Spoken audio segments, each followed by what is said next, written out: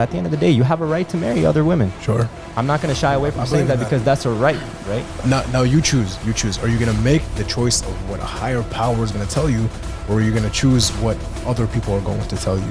I think as a man, you need to seek discomfort because you don't have it around you. Like it will shape how you think of life.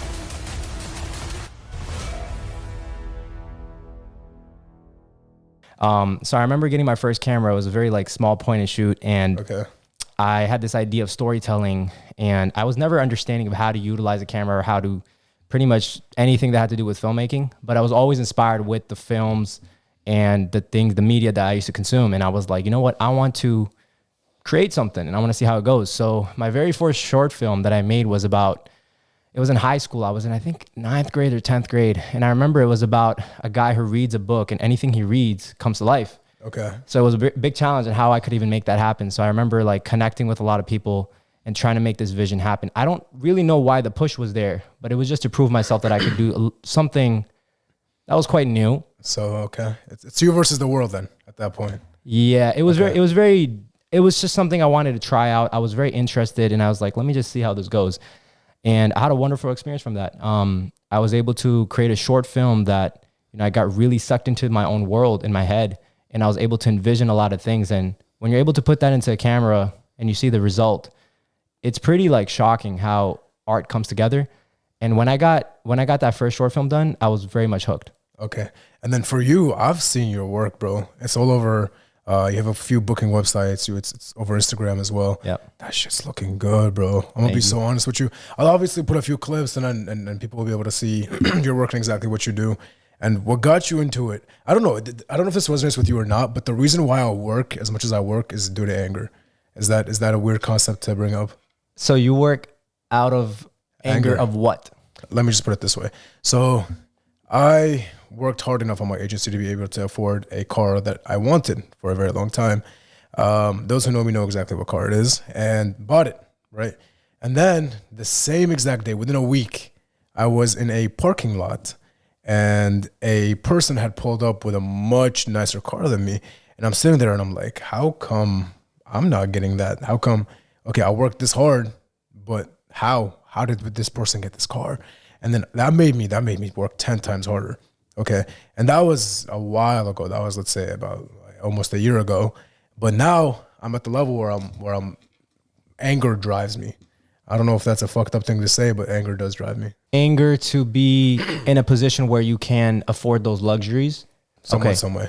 I would say recently I've gotten more into that mindset and that headspace. Before it wasn't really that. Honestly, I was just very lost as a kid. Right now I'm like 23 years old. I'm talking about. So let me dive back. Let's go back into my past. All right. In high school, I graduated high school in 3 years instead of 4. Okay. I was pushed by my parents to, you know, pursue that. And I was very confused at the time. I didn't know what I was going to be, what I was going to do.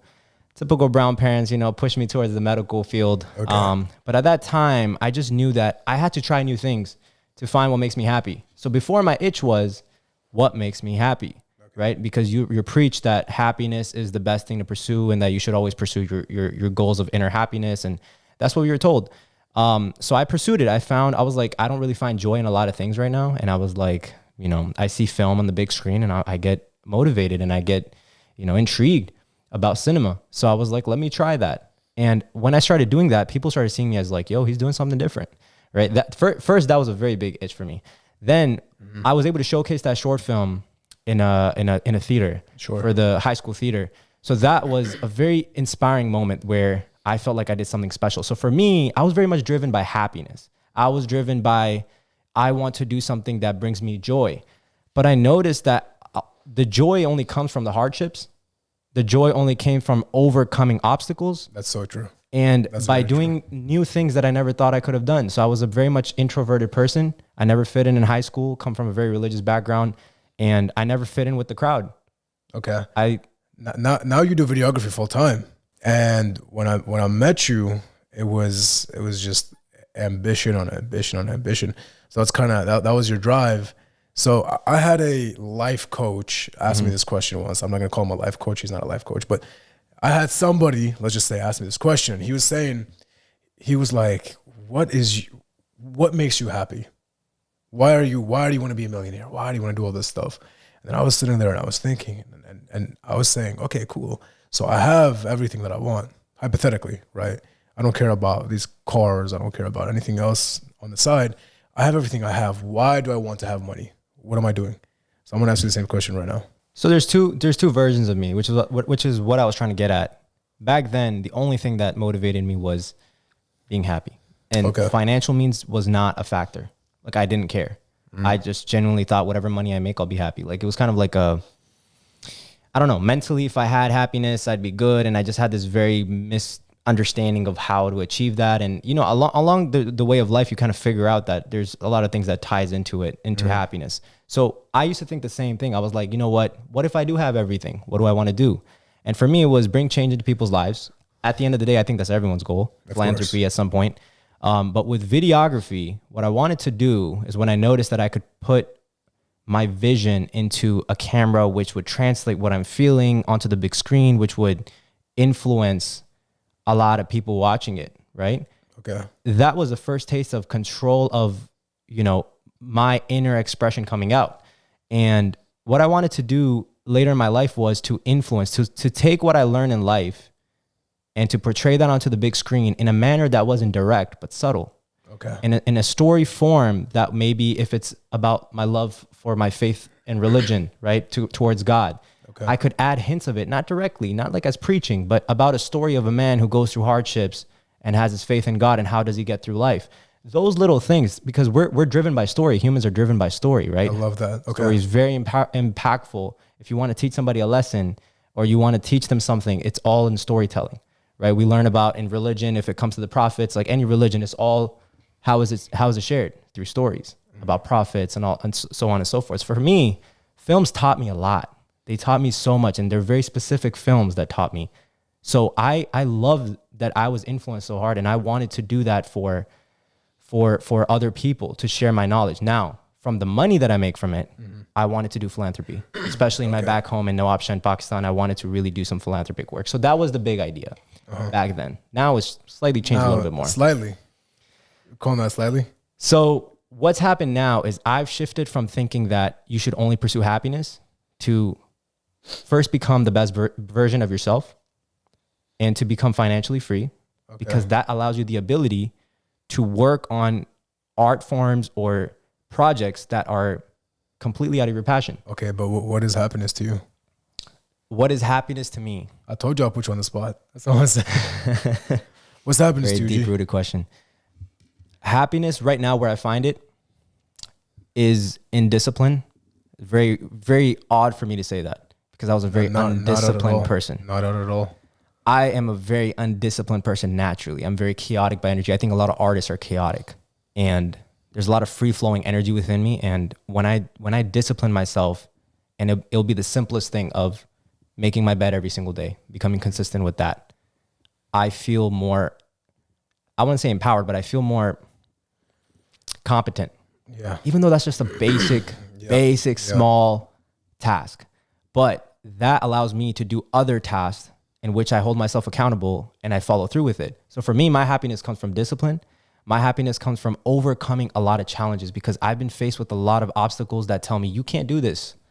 You can't do this. Now, it's all mental in my head. I know it was just mental blocks, but I just wanted to prove myself that no, I have a dream. I have a goal. I want to achieve it. And anything that comes in my way, I'm gonna literally destroy it, or I'm gonna go around it, maneuver around it, whatever it takes. Yeah. I want to prove it to myself, because I want to be different. So for me, happiness came from that aspect, because when you go to the top and you look back at where you were, that's when I feel a sense of happiness, a moment of happiness. But it's not something that's everlasting every single moment. No. And here's the thing, that this is a lot of something that entrepreneurs don't understand as much. In order to be an entrepreneur, to a certain extent, you have to be an absolute dickhead sometimes. And people don't understand that. I'll give you an example.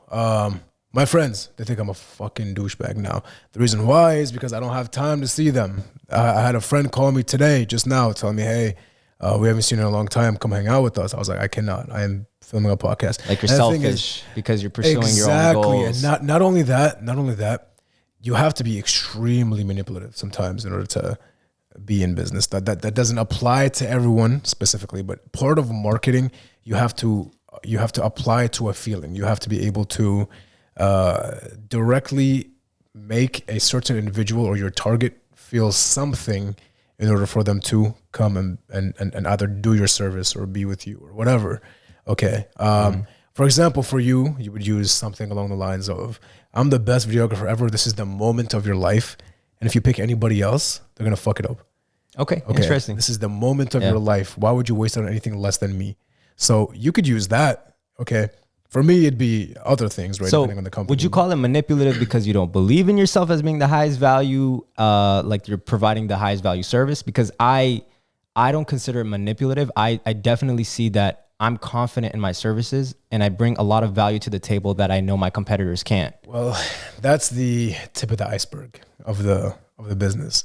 Now there's, and this is something I would never usually say on camera, but there's things and there's actions that you would do, right, that would allow you to cater to a certain individual's pain points and allow them to trust you in ways that they wouldn't trust somebody in your position. Another way that I do this is mirroring. So basically you're going to repeat the sentence, or you're going to repeat a couple of words, not in the same format, in a different format as the person that you are speaking to.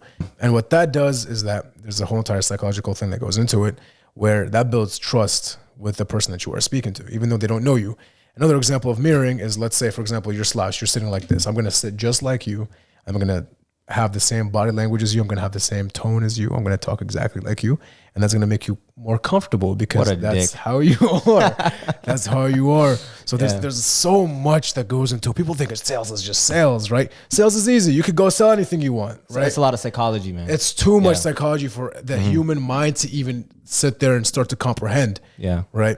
It gets natural to a point, I guess. But it's not, it is manipulation, but it's not if you can do the service, if that makes sense. So that's why, man, I don't want to go into like, what's it called? A rant? Or what? No, not a rant. Sure, you could say that. But I don't want to go into the star signs and all that bullshit. But I'm a Cancer, so they say we're manipulative. You believe in that stuff? Hell no, bro. Okay, any good. woman, any person that does, you're giving power to it. No, hell no. No, you're not. But I'm saying people who believe in it will give power to it. Power to it. That's one. And two, they're absolute psychopaths. So anybody watching this, if you believe in it, you're a psychopath. I guess it's more subconscious within me when I'm talking to a client. I have become very, very strong in understanding people. I did a lot of social events. I partook in a lot of social gatherings and directed a lot of films. And I just got to meet a lot of different personalities, and that helped me understand how people work. And, I talked about my issues or whatever it may be. And I noticed everyone was so different, and I would try to understand why. So psychologically, I would always think I'm always like an overthinker. I'm always thinking about little details, right? So I can notice how a person is, and suddenly I can realize what are their characteristics, what could be their potential issues in life, or what were their traumas. You can kind of understand by talking to a person for 10 minutes. But those things have become more subconscious to me. So when I'm trying to make a sale, those qualities and those years of just talking with so many different personalities have really come to light. And I know the type of person I'm talking to. For example, here's something really specific to my industry.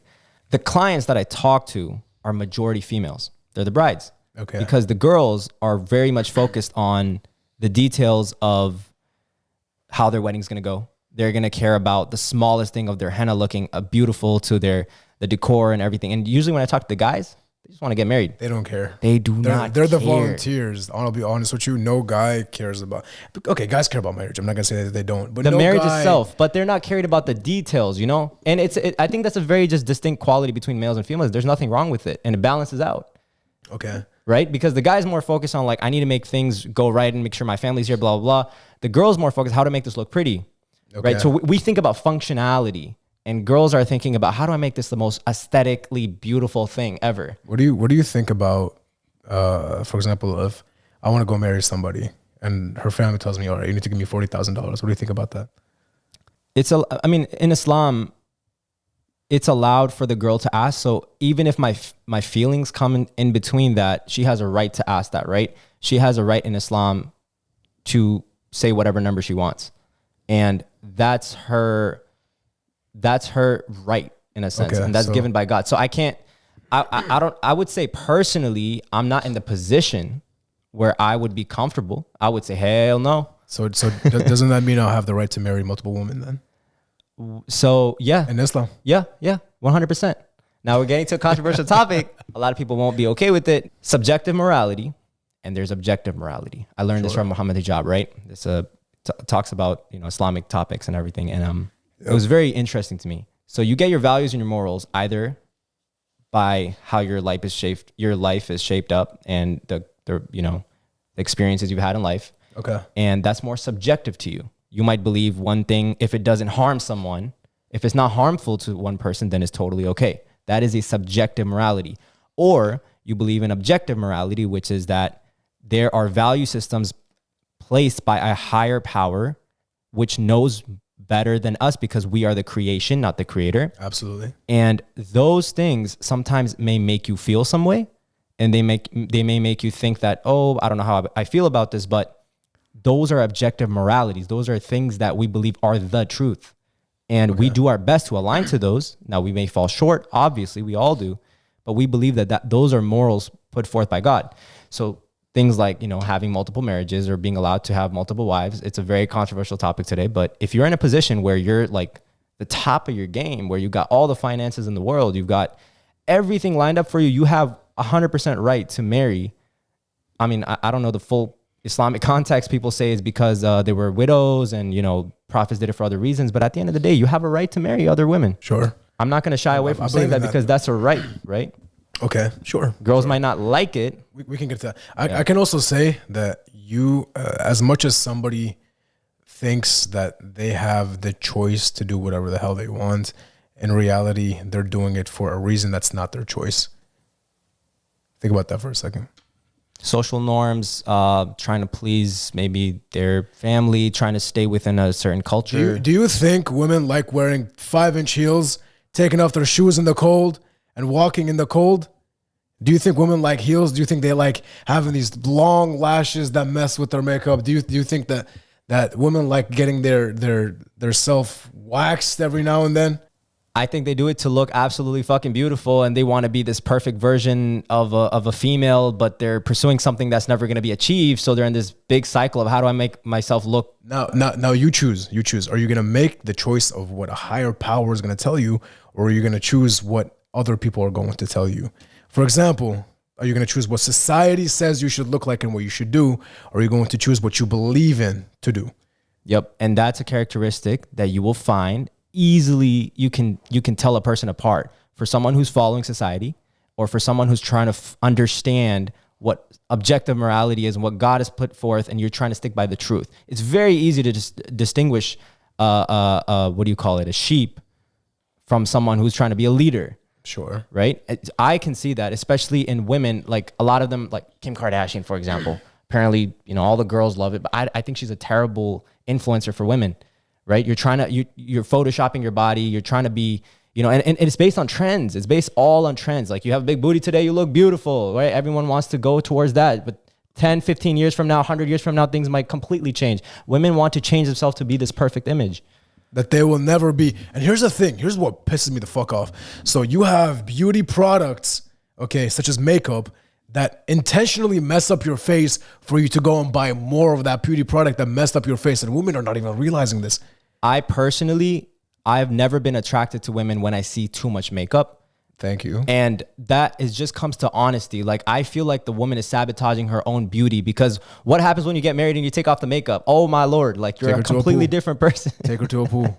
Everything's melting off, man. Take her to a pool. And I think girls come around when they get married and they notice that they're like, you know, it's just two different personalities. You're doing so much makeup, and then suddenly you're how does the husband feel when you completely take off that makeup when you're at home, but when you're going out, you're putting on so much makeup. You look like this doll, right? So I think there should be a fine balance of, like, you can do a light type of makeup, right? Try to like present yourself properly. And for women, makeup is a part of that. For guys, not, right? But it might be like shaping up our beards, but we don't want to go above and beyond. And, like, you know, the women shouldn't be doing like crazy thing. Like today, the trends are insane. And lips weren't even, back then, smaller lips were the trend. Yeah, and those lip fillers, you can get, like, I mean, it's just crazy. You get into surgeries and all sorts of things. Surgeries and stuff like Plastic, that. Do you think they enjoy getting their body tweaked by surgeons and paying thousands of dollars? I think that becomes a something that's just preventing them from being happy. That's their sense of happiness, right? They just believe that, no, if I want to look sexy, if I want to look beautiful, I need to get this, then this, and this, and done. And that's because all the influencers who are in power right now, who have the attention, it's not natural. So if you make that the norm, then what are little girls going to feel comfortable with, right? So there has to be a change. And that change, and the other thing is, we are the one, it's the women themselves who are empowering these females. It's not like, oh, there's a game between someone's trying to do this. I don't think there's no, person who's trying to make this happen and this disorder. The women look up to this. They want to look like, Kim Kardashian. They want to look like this person, that person, but we have to change that. And they start complimenting each other and they're like, oh my God, I love your makeup. Where'd you get it from? What you doing? It's a whole culture that goes into it that makes everybody less confident. This is why you see a lot of women won't even go out without putting on makeup. A lot of women are not even comfortable in their own skin. As a man, we are forced to be comfortable in our own skin because anything else we can't have it. There was a video or an experiment of a woman who changed her identity as a man. Okay, so she didn't change her physical appearance to be a man per se. She didn't change her biology per se. But she changed the way that she looks, and she lived life as a man. And what was it, like a week or two after, something like that, after the experiment, she committed suicide. She killed herself. She said that it's very hard to handle being a man. She said the way men are treated. Yeah. I can't remember her name exactly on the spot. I got to look more into that. I'm sure there's a lot of context there, but I definitely think that. So here's what I believe, right? Women's lives, they should be kept like as nice and clean. Like if I have a daughter, inshallah I will, I want my daughter to have the most beautiful life that she can possibly can, but I want to treat her I want to show her what value a man can bring to her life, and what life is all about. Obviously there's going to be hardships that naturally come, but she needs to be protected from the harsh world out there. When it comes to men, if I have a son, I want to make him capable. I want to make him competent, right? I wasn't taught these things. I was very much raised I was closer to my mom than I was to my dad. So I gained a lot of feministic qualities, and I was kind of like kept away from the fire and from seeing how crazy the fucking world is, right? And when you notice, you're like, man, if I were to get into a fight, I would just start trembling. Like if I were to see that there's potential threat in front of me, I would start shaking. I wasn't confident enough to like speak my mind or say something or stand up on a topic, or take a risk. Okay. And as a man, I think it's very much important that you need to be confident within your own skin. You need to be comfortable with how you look, how you feel. Like if you're not happy with it, then fucking work on it, right? Improve yourself to the point that you possibly can and reach for the fucking moon. But as a man, you need to go through these hardships and you need to be strengthened up and toned up by going through these things. But women need to be kept as much as they can be protected from the harsh problems, because that's where I think men and women differ. Absolutely. The man is supposed to, that's what we're losing today. And there's some females, unfortunately, they go through hardships, right? They go through hard lives, and that's not on them. The circumstances may be, or whatever it is. And you notice that they're so, they've gone through so many things where you notice there's more male characteristics within them. There's a toughness in them. There's a ruggedness in them. And, it's, I don't know if that's right or wrong, but it was necessary for them to survive. And you notice that they're more like the men. They can connect more with men versus the other females. And this is why men are not attracted to a figure that's not submissive to them. As much as you can call it whatever the fuck you want to call it. If I get married, the woman who I'm with will be submissive. She has to be submissive. And in order for me to protect a woman, because we were talking about the question for happiness. Why do I want all this money? Why do I want all this stuff in my life? Because I want to protect those who I love, and I want to provide for those who I love, especially the women in my life. Okay. So if I don't have authority over these women, if I'm not able to, speak and protect them and tell them, hey, don't do this. This is wrong. If I'm not able to build them up in any way, then I don't have authority over them. I cannot protect them. And what helps, money is a magnifier. So whoever you are, money just makes you more. So for example, it amplifies the position you're in, the person you are. Exactly. I see what you're saying. And I think even naturally girls like to be submissive. Like it's a thing. Like they want their man to be the man, right? They want their man to be the best man, like out there. She wants to be proud of who she's with. And even if she doesn't say that, she may not understand it, but intrinsically, I think it's there. What's a high value man to you? Good question. I've been changing my mindset a lot on what it means to be a good man. And I'm trying to realize that in my own life. Okay. I think a good man needs to have control of his own life. He needs to have his affairs in order. And you need to not have a fucking war going on in your head. And a lot of us guys, maybe they're quiet or they're not talking or whatever it is, but we've got a lot of fucking darkness in us and they don't have control over it. And what happens when you let those things overpower you is you are going to give into your impulses, to your vices, and to a lot of the what I call weakness, right? There's pornography, there's all sorts of addictions. You turn to drugs, whatever it may be, but you lose control over yourself and over your future, and you don't work on yourself to become better. So a good man would be someone who's in top physical form as well, so he can protect himself from threats. He can be confident in himself, and that confidence takes both mental work and it takes physical work, right? If you're in the topmost form, and I'm clearly not, but I'm getting there, and that's the goal for me. Like, I want to have like a boxer's physique in 2 or 3 years, right? Sure. But for me to be in top physical form, my main concern is if there's a threat in front of me, can I handle it to the best ability, even if it's just landing one shot? Right. And a lot of guys will act tough and threat violences will come. But as soon as you stand up and you actually go into the fight, a lot of them will dissipate. 100%, right? They won't happen. 100%. 100%. Everyone is just talking. People have gotten so used to the idea of just talking shit and not doing anything about it because of social media. I have friends who, hell, I got jumped once, and I know what those people are like, who are just gonna come out and actually fuck your shit up, and almost none of them talk shit. They just go and do it. Mm-hmm. Talking shit is just to instill fear. You think you're gonna scare me. You're gonna do all these things. I never got into fights. I was a shy kid who stepped away. I got bullied at times, and I would just kind of like let it happen. And I just didn't have the balls to fucking face up and like just land one shot and see what happens. I was always the shy kid. I was the weak kid. I couldn't do one push-up in middle school. What the fuck was I supposed to expect from myself? Sure. And when you come from that kind of weakness, you don't ever want to be in that position again. You don't feel in control. Like, you feel at the bottom of the fucking pit when you're surrounded by 50 guys. You just feel worthless. Absolutely. So physical fitness, you should be in the top form. And to get rid of that kind of feeling and regret that I had that I never really stood up, I started sparring a little bit, just for fun, just to know what it feels like to be knocked out. Like, land a shot, and we were wearing boxing gloves. It was all safety, but it was nice to get into safety. It was nice to get into that kind of scenario, because I feel like I want to get into it even more in the future. And I want to get into combat sports just so I can know how to use my body the right way, how to protect myself, to protect my family, to protect my wife. You want to be prepared. Sure. A good man also needs to be financially stable and needs to provide for his family when shit goes down. When your wife is in labor, or she can, like, right now we live in a world where, the women have ability to work, they have their careers. They have the power, my friend. Yeah, they do. They do. Things have changed.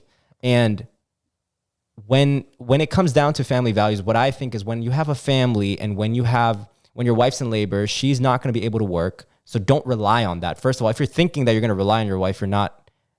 It's just a messed up thinking, right? You're not deferring how males and females are different. And again, it goes back to my talk of subjective morality, objective morality. What do you believe about in life? They're all core values. All these concepts differ because of core values. 100%. And for me, how I think is like, there's a role for a female, for a wife. She's going to be a mother, and she's going to be taking care of the house. Now, she can work still, sure. Enjoy, do what you need to do. Fine. That's fine by me. But your family will come first. You need to raise those children. You need to be there for them as a mother. The connection that you have is a lot different. So for a man, you need to be always out there securing your future with securing financial security for your family. You need to provide that. Right? Your children will look up to you as like, dad, when shit goes down. So you need to be a good man, means you're responsible. You got your own shit together. You've got your affairs in order. You're financially secure. You're emotionally in control, and you know who the fuck you are. I 100% agree with that. And here's the thing, men, we're not meant to be equal. And I don't understand nowadays people telling us we should be equal. We should get equal pay. I don't believe in equal pay. I believe whoever can do the job better should get better pay. I don't believe in, okay, if a woman is able to, hell, I'm not going to hire a man to take care of my child if I do have a child in the future. I'm not going to hire a man to do that. I will pay a woman more to take care of my child than hire a man to do that. I believe there's women jobs. I believe there's men jobs, 100%. Who do you think for teachers? This is very, I don't know, it kind of bugs me. So for teachers, were you ever influenced more by female teachers or male teachers? Female teachers. Okay. 100% female teachers, to a certain extent, because school doesn't teach you how to emotionally provide for yourself. School doesn't teach you how to start a business. School doesn't teach you a lot of things, but the only reason is that females and women as a whole, they are more emotional creatures. So they allow you to get a little bit more with your emotional side. That's why a lot of men have female friends. A lot of emotional, sensitive men have female friends because they are able to speak with those people. Okay. Now, granted, I don't believe in male and female friendships whatsoever, but when you speak to a woman, you're more inclined to tell her how you feel. But if you're with your guy friends, you can't really do the same thing without looking like a bitch. Sometimes I'll be very honest with you. That's why I've kind of grew to bottle everything up and take it out using anger and put it into work. Interesting. I had to learn a lot of those characteristics. I was the one who would always bitch and moan about his problems. I hated that. Now that I look back on my life, I hated that I did that because, I 100% agree that, I used to think that the world did me wrong. I was victimized or blah, blah, blah, whatever. Like, even though there were small problems compared to other people's problems. That's what they teach you, my friend. Yeah. And I would live in this world that, I was wronged. And I just noticed I never got anywhere with it. Like, no matter how much I accept it, nothing changes. Like, you still got to live with it, right? Whatever you think you were wrong for, you still got to live with it. So what the fuck are you going to do about it in life? You're just going to keep living in this cycle of like, I was hurt, I was wrong. They need to, they need to fix this. Like and people come and tell you, oh, you're hurt, you're depressed. It's okay. Things will get better. No, the fuck it won't. It will not get better. They're going to tell you things is going to be okay. It's fine. It only lasts for a little bit. Here, take this pill. This pill will make you feel better. Are you fucking kidding me? You're telling me that there's one pill that's going to work for each and every single person to make them feel better, let alone work for anybody? You think it's going to postpone? This is why people take drugs, my friend. People take drugs to stay away from something, to not feel something for a certain amount of time. But you're not escaping it. You're postponing. Let's talk about that. I'll be a little bit more personal. I had, in a nutshell, I had daddy issues. Okay. So for me, I didn't have a role model, and I was going through a lot of crises, and I didn't know what my life was going to look like in the next 10 years. I was just bombarded with ideas, and I was completely overflowed about what my life should look like. And everyone was telling me, this is what you should do, this is what you should do, this is what you should do. And they were all in different areas. So for me, I had this breaking moment when I graduated. I was about to graduate high school, and I tried weed for the first time. Okay. And I tried it and thinking, because there was all these potheads in high school. Okay. And I was seeing them smoking behind my house and all this stuff. And I was like, man, maybe that shit works, right? Maybe it really does get the job done. And I smoked it thinking that it was going to resolve my issues. Biggest fucking mistake I ever did. Nothing happened. I felt like escapism for a second, but the reason I took it was to find a solution to my problem, because everyone I turned to was not able to provide that solution. But when I turned to weed thinking it was going to do that, bro, I was just like confused. I was like, this is only amplifying my problem. I'm becoming more and more I'm thinking about I'm becoming paranoid. Yeah. Right. I'm thinking about this problem even more. Nothing's helping me. I'm only digging a deeper hole. And when I got out of the high, my mom caught me the first time I ever smoked. It was the funniest shit ever. And I told my mom all the problems, and I just felt like even worse than I ever did. And I was like, the smoking does not help me. It wasn't the pain I was trying to escape. I was trying to solve it. I never wanted to accept it. I wanted to solve my problems. So for me, I knew drugs were never the answer. When I figured that out, I mean, it had to either be some crazy ass drug, right? Or weed. Yeah. And it was either this, like, it had to be the strongest drug out there. Otherwise, this drug thing was not going to solve anything. So I was like, nah, this ain't the way. There has to be another way. So then I turned to different things and I tried to better my life. And I didn't have much control of my life, but whatever control I did, I went to the maximum extreme of it. And I envisioned a life that was worth pursuing. And that's what helped me get out of my state of depression. Okay. I believe we're fed a lot of these things. And I believe that there's a system instilled in us that tells us it's better to escape than it is to face our issues. A huge example is TikTok, social media. You don't feel good about yourself. Here's some videos to make you feel better. You're not. There's comments. There's so many comments of people commenting saying, I was having a bad day until I saw this video. I was feeling depressed until I saw this video. The reason why I'm not depressed anymore is because I'm watching your channel. No, fuck no. Because the second that guy doesn't upload anymore, you're back to being depressed again. You're not relying on yourself. So, okay, you don't feel good. Here's some shit to make you feel good. I promise. You buy this, we're gonna make you feel good. We take your attention because attention is the new currency. Okay, if you can get attention on somebody, if you even attention grabs you money, right? Because attention can be monetized as well. So, well, today that's what it is. That's where the business is. Exactly. Attention is, if you have attention, you're winning in life. You have influence. You have huge influence, right? So they tell you, oh, okay, you're not feeling good. I can fix it. Here you go. Take this. Take these pills. We could do this for you. We could fix this for you. Whatever. Lies. All lies. The only way you can fix it, and I will tell you this right now, the reason why I started my business and the reason why I started my agency and was able to prosper and do as well as I could do right now is because I cut every single person off. Right. I had best friends that I haven't seen for months as I was building this agency. I was waking up at 5 a.m. every single day. By 6, I'm at the gym. By 8, I'm out. From 8 to 12, I don't speak to nobody. I'm just working. 12 and up, let's say 12 to 4, I'm having meetings. I'm talking with business owners. I'm learning. After 4, I'm out there learning, studying, reading books, meditating, doing everything in my power in order to escape and be able to become competent enough and learn better. During those 4 months of my life, I have learned more than I have learned throughout my whole entire life. I can say that confidently. Do you feel that you have more control over yourself now? 1,000,000%. 1,000,000%. I don't, it's a little personal, but I don't watch porn, for example. I think it's completely disgusting. I don't do a lot of these things that men do nowadays. I don't, for example, hang out with women. I don't do any of those things. And it's a flex. People say, oh, you're flexing. You're hanging out with women. You're a cool guy. Good for you, right? All distraction. I promise you, all distraction. It's not in my eyes, it's not something that brings you value. Where I am right now, I'm in that journey right now, for example. And when I hang out with people, I always ask myself, am I finding any value from this time that I'm going to be spending with these people right now? 100%. Right. And I asked myself, I was like, right now with my circle as it was before, I feel that I'm providing value by the topics that I'm bringing up, talking about maybe money or talking about how I can change myself, or even something stupid as like New Year's resolutions, right? I don't even go down that route. I don't even think of my years like that. I think of my life as chapters, but let's just say even that. And I hear people out and I'm just like, man, y'all like really don't have goals. Like, is this it? Is this how you're thinking?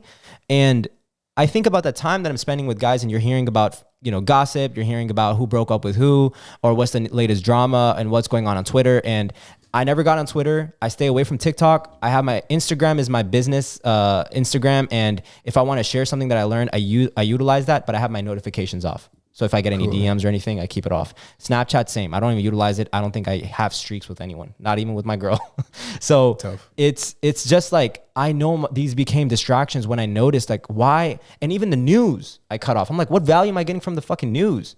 It's making you feel, and here's a little joke. You hear Geo News in the morning for Pakistani culture. You wake up and it just sounds like depression and it sounds like the world's ending. It's like, and I'm like, what is this tone? And it's like, you notice that every news channel is profiting off fear. When you notice that everything around you is a business and you kind of sniff out what they're going for, what they're motivated from, you start seeing that everything's a distraction. Everything is a business. People, I told you, attention is the number one thing.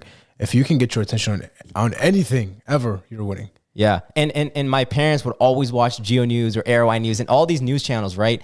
Man, I mean, the effects, they got creative with it. They started putting in like creative effects. And I was like, God damn. And you would notice that when you're watching it, suddenly your worldview is changing to that the world's ending, this is happening, that's happening. And we're resilient as human beings. We always get through whatever is happening in society and in life. I mean, we've been through so much, God knows, and we're in a good time, right? We're not going through anything harsh in that way of like world wars and things like that. And I think men are sensitive right now. We're built to be sensitive. We had our grandparents fighting in wars, and we're out here fucking crying because a woman left us. People are nowadays way too sensitive, my friend. And if you're because our capacity has changed too, because when you're experiencing high level events and catastrophic events like that, I mean, bro, it's happening right now in like Palestine. It's happening in, Muslim communities and countries, they're going through a lot of hardships, but our world is so different that our capacity is also different, right? So our hardest thing is so different from someone else's hardest thing. It's our narrative and our perspective as well.